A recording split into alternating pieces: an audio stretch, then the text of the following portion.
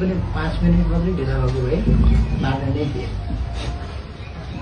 शेरबहादुरजीलाई अलिक घाइते बनाउने र मलाई चाहिँ मार्ने खालकै आइसक्यो। त्यो मारेको हुनाले पाएन। अर्को मैले अब आफ्नो तयारी पनि गर्न पाइनँ। सेक्युरिटीमाथि अलिकति मलाई भरोसा भयो, तर सेक्युरिटीले पछि हामी केही पनि गर्न सक्दैनौँ, केही पनि गर्दैन। अन्तिममा सेनाले भगाइसम्म दियो, त्यहाँबाट निकाल्यो। 5 मिनटभित्र मारिदियो।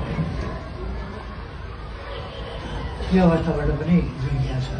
मेरो मनोबल न कहिल्यै कमजोर थियो, न कहिल्यै कमजोर हुन्छ। कमजोर मनोबल भएर हामी देश जोगाउन सक्दैनौँ। यसका विरुद्ध ठुलो षड्यन्त्र भइरहेछ। त्यसलाई हामीले त्यो षड्यन्त्रबाट देशलाई जोगाउनका लागि उच्च मनोबल गर्नुपर्छ। हरेस ठाउँ हुँदैन।